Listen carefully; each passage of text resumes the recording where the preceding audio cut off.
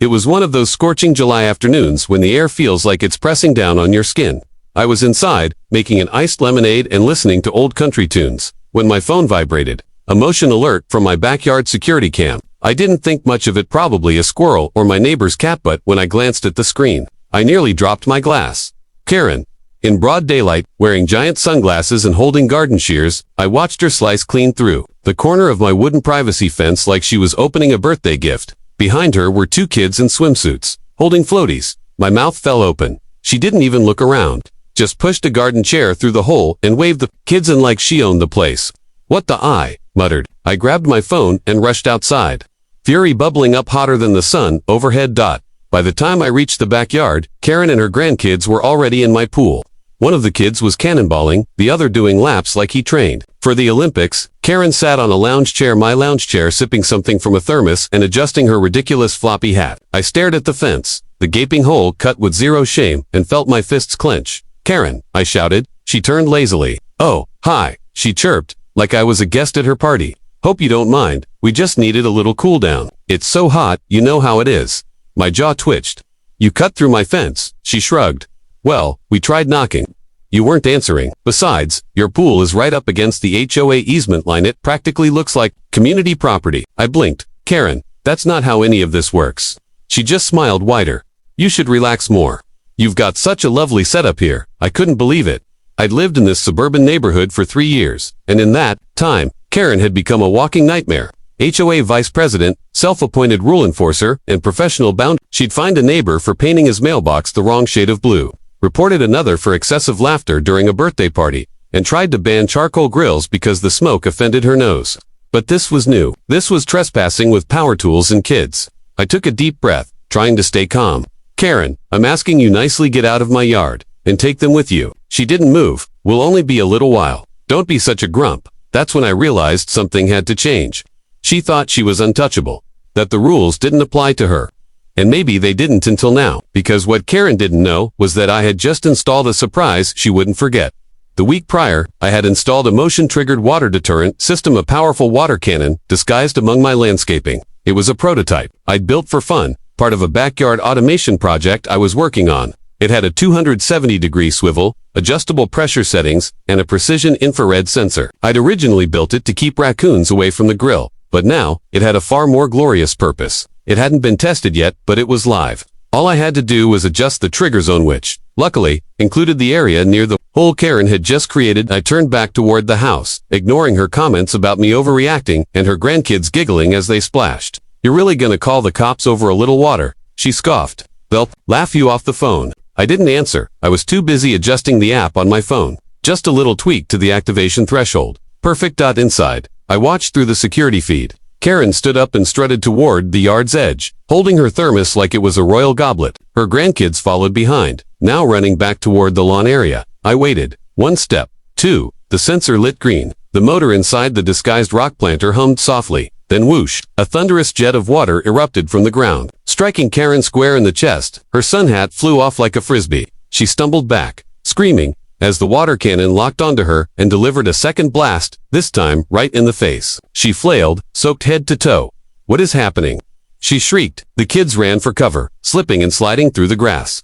From my deck, I took a sip of my lemonade. I had to admit it was kind of beautiful. Cold justice, delivered with hypersure hydration. I walked out onto the porch just as Karen was wringing out her soggy blouse, mascara streaking down her cheeks. Are you out of your mind? She shrieked. You could have hurt me. I raised an eyebrow. With water, she pointed toward the cannon, still idling quietly like a guard dog that had just chased off a burglar. That thing's dangerous. Not as dangerous as trespassing with children, I replied, especially when you cut through private property. She stepped forward. The cannon turned with her. She froze. You wouldn't? I tapped my phone. Try me. She grabbed the kids and made a run for the hole in the fence, dragging one child who had lost his flip-flop. They disappeared through the gap. I walked over and placed a laminated sign on a stake near the breach. Motion-activated water deterrent in use. Violators will get soaked. By evening, the footage had already gone semi-viral in our neighborhood Facebook group. My neighbor, Raj, had caught the second blast on his Ring cam and posted it with the caption, Karen vs. Sprinkler 9000. Place your bets. Comments poured in. People loved it. Finally, someone stood up to her. Is that thing for sale? She had it coming. I didn't respond, but I read every comment. For the first time in 3 years, I felt something I hadn't felt since moving here. Relief. Karen had spent years terrorizing this block with her HOA clipboard and veiled threats. But now she was soaked, humiliated, and possibly banned from pool hopping for life. Still, I knew Karen. She wouldn't take this lying down. She'd be back with complaints, citations, and maybe even legal threats. But I also knew something else. She wouldn't see what was coming next either, because I wasn't just fixing the fence. I was upgrading the system. That night, I reinforced the breach with a triple-thick privacy panel and motion lights. I adjusted the cannon to go into standby at the slightest vibration. I even added a secondary decoy, a fake rock camera with blinking lights, just to throw her off. Karen might try something again, but if she did, she'd be met with more than just water. She'd meet full suburban resistance. I wasn't a confrontational guy. I moved here for quiet, for space, for normalcy. But some neighbors just don't understand boundaries until you build one strong enough to shock them. Karen had declared war over pool access. I wasn't backing down. My yard, my pool, my rules. The next chapter in this story. It wouldn't be written with warning letters. It'd be written in gallons per minute. It didn't take long.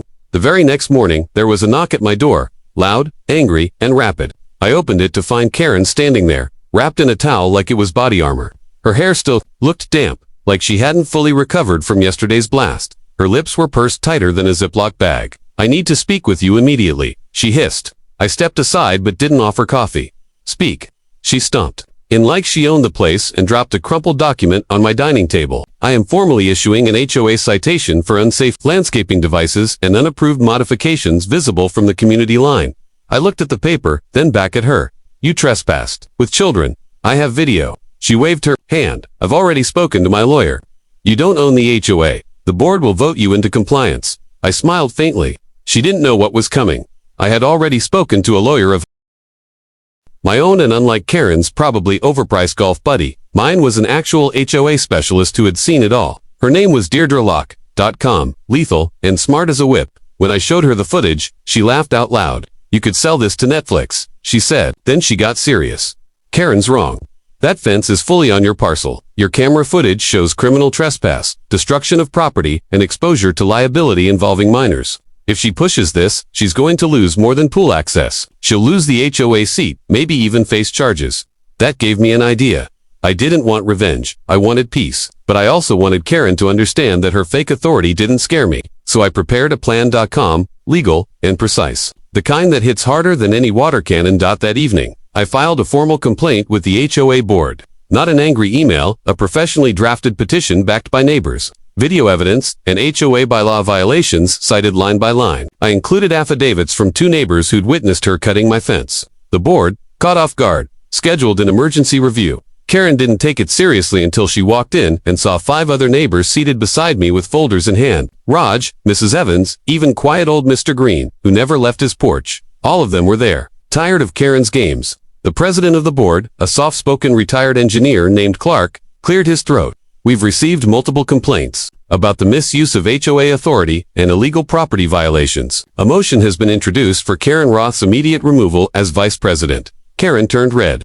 "You can't do this to me," she snapped, but her voice was drowned by the unanimous vote. Karen stormed out, knocking over a water bottle. In the process, her sunglasses crooked and fury vibrating off her. I remained seated. Clark turned to me.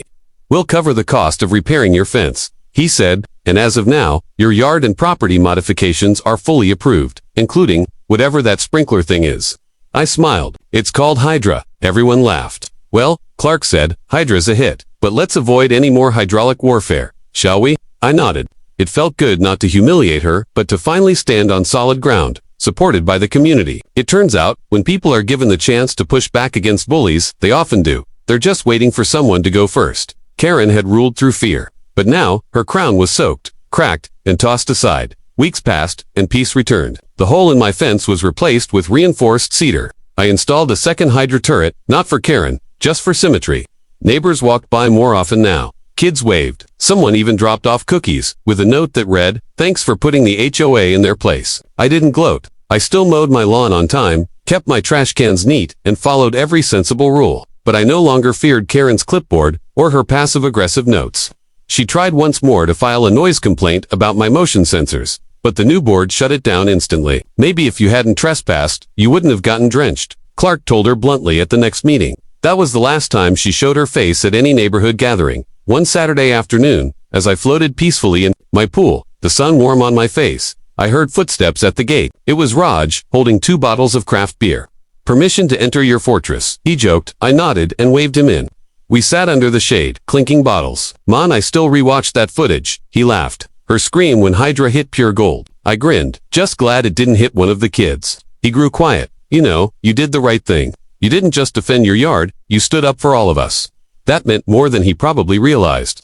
I'd always tried to avoid conflict, but sometimes, peace requires a little pressure, or in this case, 60 psi, and a well-placed sprinkler valve.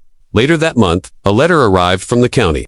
Karen had tried to sue for damages, claiming emotional distress and public embarrassment. The judge dismissed the case instantly after reviewing the video footage and HOA testimony. Her attorney dropped her as a client. She moved out 2 months later, sold her house, disappeared from the community, and was never heard from again. Some say she took a condo in Florida. Others say she joined another HOA, this time as a regular member. Whatever the truth, she was gone, and the neighborhood exhaled. We planted new shrubs where her cut fence had been. The grass grew greener. The summer passed gently. No more backyard invasions. No more clipboard tyranny. Just peace. By September, the HOA newsletter included a new section titled, "Know Your Boundaries." A polite but clear summary of what not to do regarding other people's property. It even included a diagram showing what counts as trespassing. The final page had a Hydra hero spotlight, featuring a silhouette of my water cannon and a caption that read, "Keeping the peace with pressure." I couldn't help but laugh. Who knew that a random backyard project would become the symbol of suburban resistance? People started asking for specs. I ended up building 3 more units for neighbors. A retired firefighter offered to patent the design. Maybe there was a business in it, but I didn't do it for the profit. I did it because every peaceful home deserves protection, even if that protection is camouflaged in mulch. And so, life settled back into its rhythm. The fence stood tall. The pool sparkled under the sun. And Hydra stayed ready. Just in case anyone else got bold ideas about shared views or emergency dips. I never saw another cut wire. Never heard another entitled knock. And every time I see motion in the yard, I smile. Not out of fear, but because I know, some battles don't require fists or shouting. Just the right tools, a cool head, and a well-timed spray.